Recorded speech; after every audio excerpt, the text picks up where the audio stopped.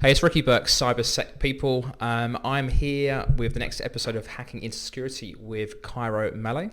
So Cairo is a cybersecurity risk advisor at Rio Tinto. So welcome. Thank you. Thank you. So we'll pass this to you. Right, so big question. Who are you? Well, as you just said, I'm a cybersecurity risk advisor at Rio Tinto. I've been there for about 10 months now. Before that, working in consulting. A bit of a strange background coming into cybersecurity, but I guess I've been around in the industry for about 5 years now. Before that, did hospitality and tech support and all kinds of different things. So I guess I'm a bit of a weirdo in that sense. I don't think you're alone. And that's exactly why I want to talk to you. So again, given your history and diverse background, it's just awesome to hear. Okay, so being at Rio Tinto, in your capacity, I guess just explain for people what is a risk advisor, if that's okay. Yes.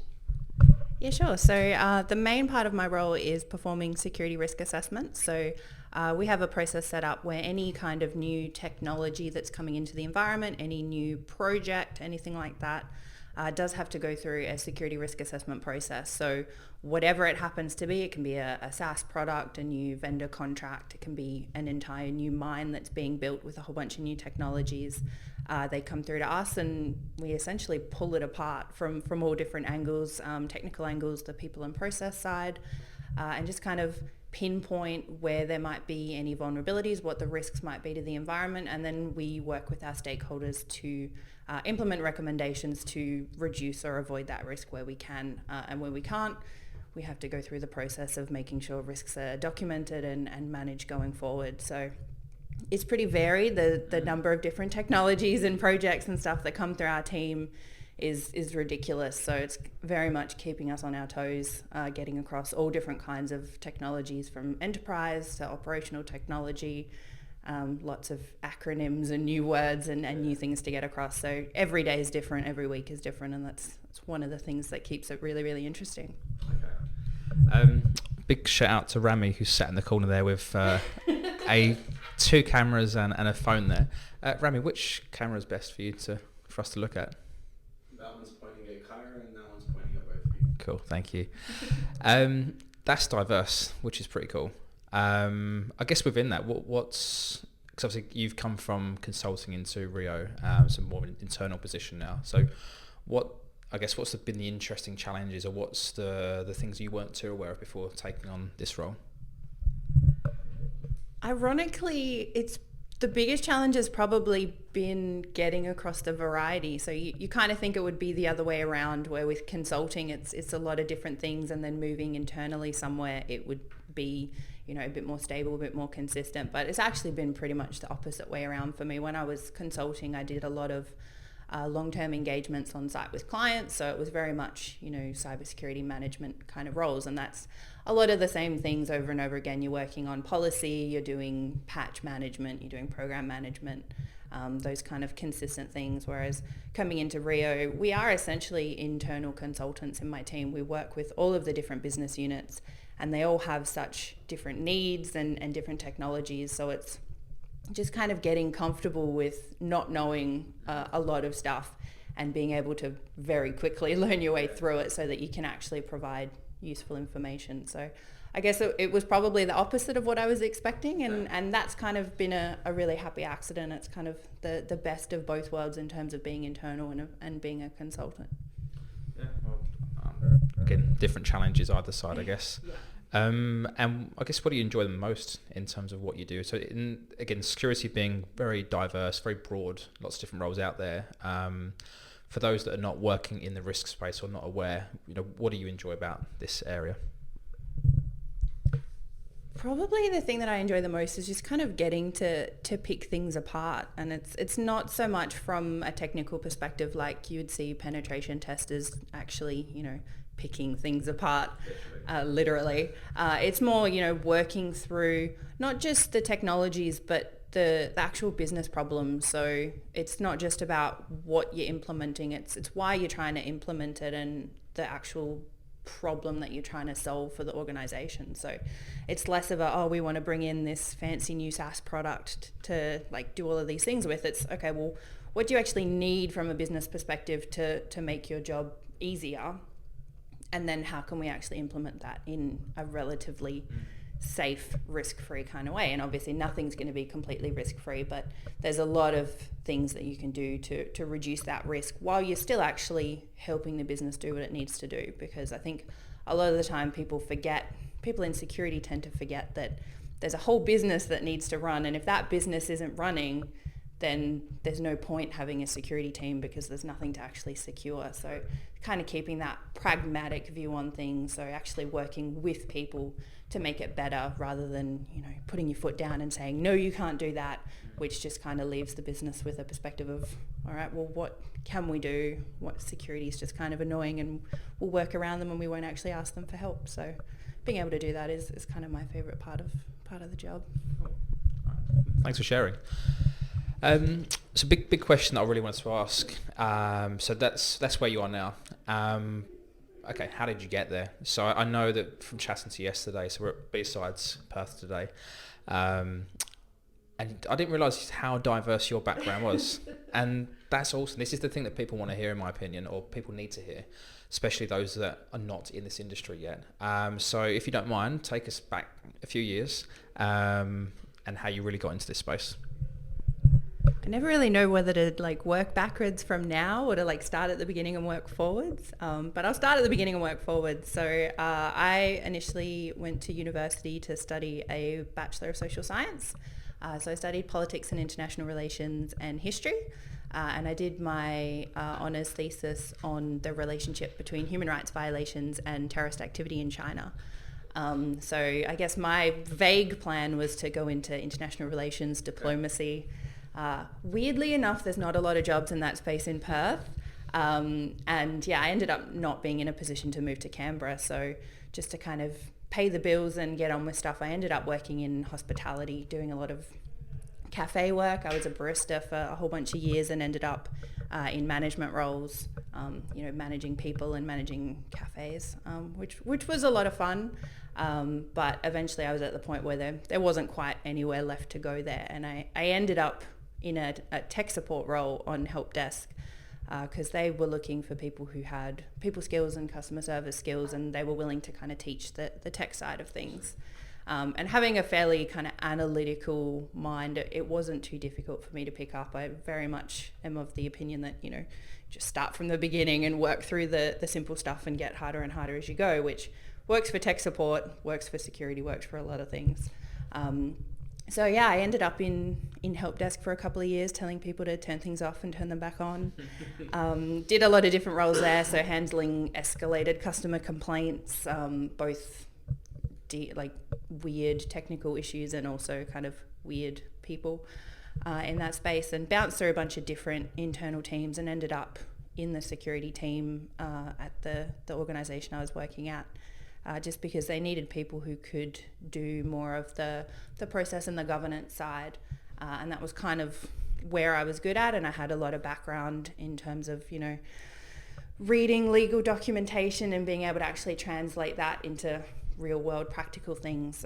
So we were working on, ISO 27001 compliance, PCI DSS compliance, and having that background really helped me kind of build policies that were practical and work with people to implement new processes that met the practical requirements of the policies, in addition to some of the more stratified kind of requirements of the policies.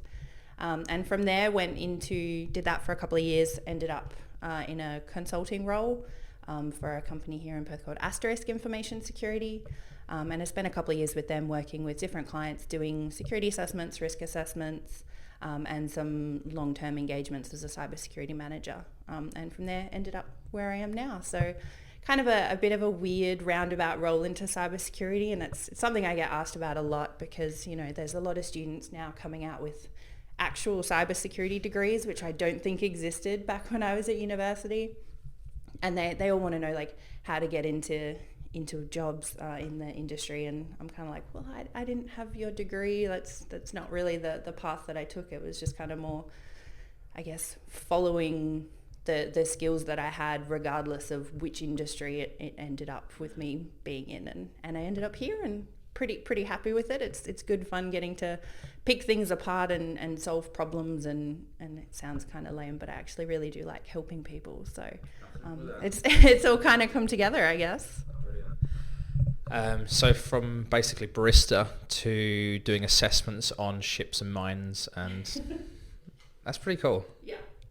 Okay, so that's where you are now. I guess in terms of those people that we mentioned looking to get into the industry, they ask you for advice, and there is, I guess, the idea of this conversation is there is no one single pathway. But I guess what would be some advice that you generally give to people, or things that you think people should hear about, some steps they could take to help themselves in the industry? There's a few things that I do tend to recommend. I think one of the big ones, and everyone else probably recommends this as well, is networking is super important. There's a lot of organizations out there, and security is a relatively small community, and we do tend to know each other. So getting out there and meeting people and going to events is a really great way to build those connections. And, there's a lot of people out there that you can learn from. And even just showing that, you have the commitment to get along to those events in your own time, going to things like, B-Sides where we are this weekend, and Sec Talks and all of those kinds of things. It shows not only that you're out there to meet people and make those connections, but you're also out there to learn. I mean, I go to a lot of the Sec Talks events here in Perth, and a lot of them are fairly outside my area of expertise, and there's a lot of stuff that I don't quite understand that they're talking about, but there's always something to learn. And even just, picking up a few bits here and there and jotting it down to go and Google later is something that I really get a lot out of. The other thing is I kind of think it's really important in cybersecurity. It's not necessarily about the things that but it's knowing how to learn things and how to actually get across those things. So it's less about, ticking off all of the boxes of having worked with these particular, coding languages or protocols or whatever. It's more about knowing enough that you can actually go and Google it, because I think all of us will admit that we spend a lot of time on Google because there's too much to know all at once. So it's less about what you know at the time and just being able to actually go out there and find the information that you need. And for me personally, that's one of the real advantages I find of having the Bachelor of Social Science. That kind of background is, we did a lot of research, and it was a lot of information gathering and pulling everything together and then analysing it and coming to conclusions and making persuasive arguments to get people on your side for how you felt about whatever it was you were writing about. And in the security field, that's, 80% of the work as a consultant is being able to actually pull out that information, write it in a compelling way and communicate that back, and being able to convince people that they should probably invest in security. So definitely being across that kind of research and analysis and being able to communicate that, because if we as security people can't actually communicate to the rest of the business or to our clients or our stakeholders, we're not really doing much of value, because we can't do it all ourselves. We need to have other people on side to do it with us. And if you can't get that point across, then you're not really being particularly effective. No, that's great. Thanks for sharing. And I think it goes to show, given your background, it's funny looking at you, thinking about that now, it sounds like you were made for what you do in terms of given that, your background. And it goes to show that you don't have to do a security degree to get into security. And if anything, a diverse background, especially strong in communication, is actually really helpful. I don't know if you'd agree. Yeah, definitely. And I think one of the things that we need to be looking for more in security teams that we're building is having a range of experiences. There's always going to be a place for people who have deeply technical skills. Those subject matter experts are invaluable. But we also need to be including people who have different experiences so that we can all kind of bounce ideas off each other and cover the full range of issues that we need to be thinking about and being able to communicate that back. I mean, the team that I'm working in at the moment, we've got people with backgrounds in psychology, we've got some strategy people, we've got a guy who's been working in security for 20 years who originally studied to be a geologist. Okay. So those kinds of backgrounds, you know, we bring it all together and we kind of pool all of our knowledge, and it all kind of works out better than just having, you know, 6 people in a room who've studied the same thing and worked in the same industries and done the same stuff, because you don't get that challenge to your preconceived notions of what you should be doing.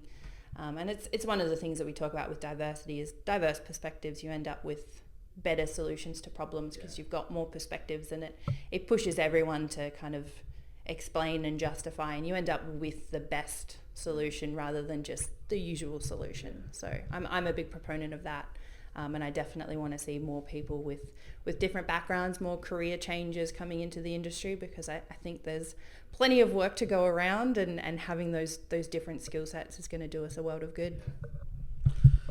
I think I agree. I think diverse thinking is essential. Different backgrounds, different ideas, they help. And something you've mentioned there is communication. And Codingo mentioned it yesterday in his presentation, how basically you can do a pen test, do a report, and change it from something that could be sort of low level risk to a high level risk by communicating that message. And it's something that he and people around him do in terms of bug bounties, and helps them make a lot of more money than a few $100 compared to a few grand. And it's same in business as well. I think without communication, things don't get done. I think the better you can communicate a message and the risk to an organisation and why they need to know, then things actually happen. Anything else to add? Oh, you handed me the microphone before I said yes.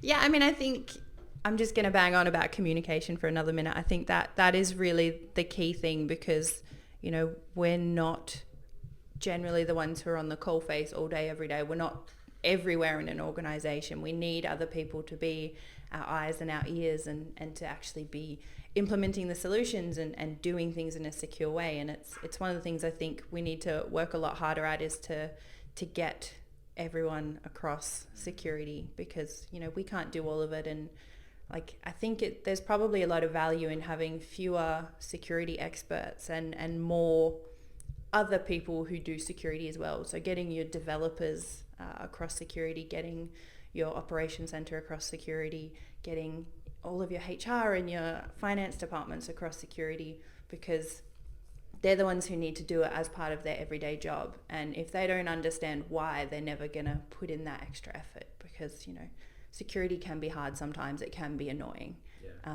And, you know, if people don't understand why they're doing that, then for them it's just another obstacle to get their real job done.